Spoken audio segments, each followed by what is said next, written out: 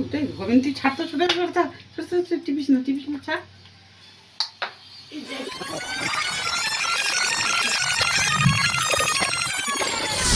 Hello বন্ধুরা, আমি ভুবন চলে এসেছি তোমাদের সামনে আবার একটা নতুন ব্লগ নিয়ে। তো আজকে আমরা যাচ্ছি মাংস কিনতে সকালবেলা। তো বাড়িতে কয়েকজন আসবে, তো সেই জন্য আজকে আমি নিজে রান্না করব। তো চলো দেখা যাক কী হবে। মাংসর দোকান সকালবেলা বাবা গেছিলো, খোলেনি। আমি আচ্ছা এখন যাচ্ছি গাড়ি নিয়ে।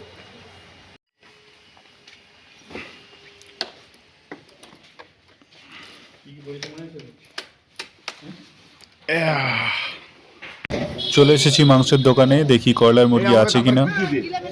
কয়লার কাটা হবে 1 কিলো দাও তো।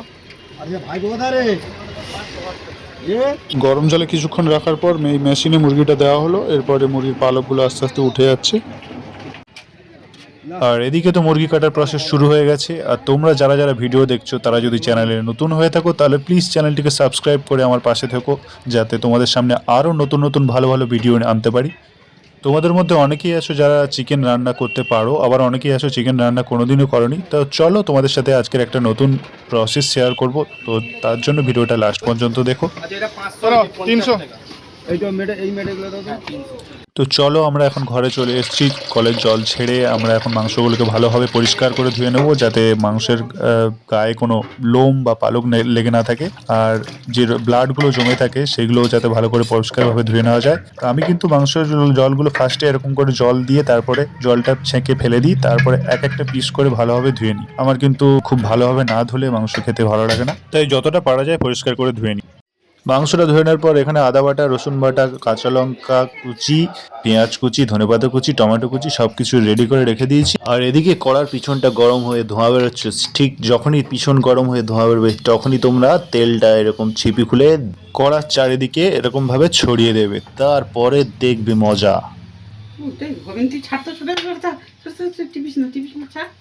আমার মতো ওয়ার্ল্ড ফেমাস মাস্টার শেফকে এভাবে সরিয়ে দিয়ে মা বড় বোতল থেকে তেলটা ঢেলে দিল। এরপর চিকেনটিকে চকচকে লাল টুকটুকে দেখতে লাগার জন্য অল্প চিনির গুঁড়ো দিয়ে দিলাম।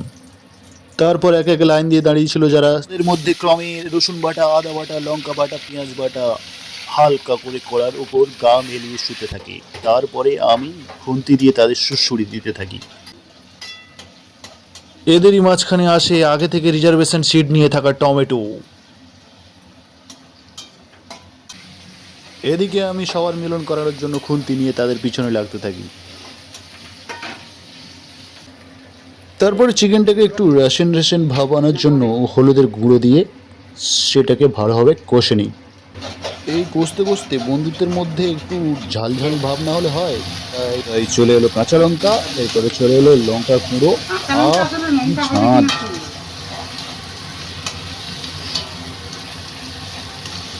নাও এবারে মহারাজার আসার পালা।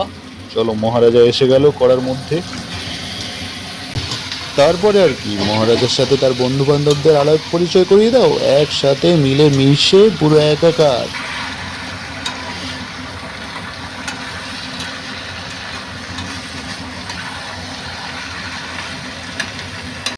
ওদিকে মহারাজাকে ঢাকা দিয়ে চলে এসেছি, আর এদিকে দুটো কষা কষা দুটো মহারাজাকে নিয়ে চলে এসেছি।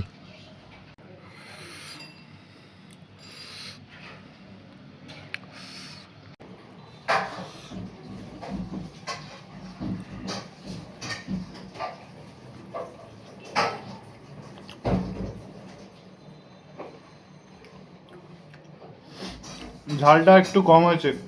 হ্যাঁ, ঝালটা একটু কম হয়েছে। কম হয়েছে। হুম। ভালো হয়েছে, তারা সব কম ঝাল খায়।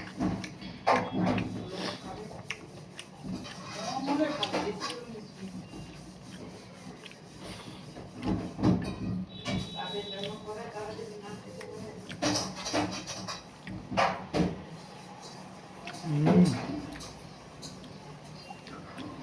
আজকে আমার শরীরটা খারাপ, ঠিক আছে, তাই টেস্টটা খুব একটা বুঝতে পারছি না। মা বাবা খেলে বুঝতে পারবে কেমন হয়েছে। আমার তো ঝাল একটু কম লাগছে, ঠিক আছে, গায়ে একটু সর্দি জ্বর জ্বর মতো, তাই টেস্টটা বুঝতে পারছি না। তোমাদের জ্বরের সময় কেমন লাগে খেতে? কমেন্ট করে নিচে কমেন্ট বক্সে জানাও।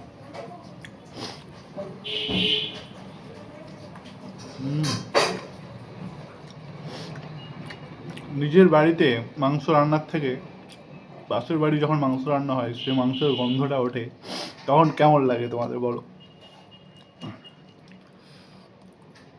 আমার তো সেই লাগে, ঠিক আছে। নিজের বাড়ি রান্না হলে গন্ধ পাই না অতটা, ঠিক আছে, কিন্তু পাশের বাড়ি উফ, রান্না হলে যে গন্ধটা ওঠে, খাওয়ার থেকে ওই গন্ধটা সময়টাই দারুণ লাগে। অবশেষে মহারাজা মহারানী মিলেমিশে একাকার তৈরি আমাদের চিকেন। এদিকে আমাদের আজকের অতিথিরা চলে এসেছে, মেশো আর মাসি। বাবার সাথে গল্প করতে করতে ওদিকে মায়ের খাওয়া রেডি আর খাওয়া চলে এসেছে। বাবারা খাওয়ার খেতে শুরু করে দিয়েছে আর আমি আর মা একটু পরে খাবো। আমার যেহেতু শরীরটা খুব খারাপ লাগছে, তাই মাকে বললাম আমি আর তুমি একসাথে বসবো। দেখা হচ্ছে আবার অন্য কোনো একটা ব্লগে। ততক্ষণে তোমরা ভালো থেকো, আনন্দে থেকো। জয় শ্রীরামকৃষ্ণ, জয় মা শারদা।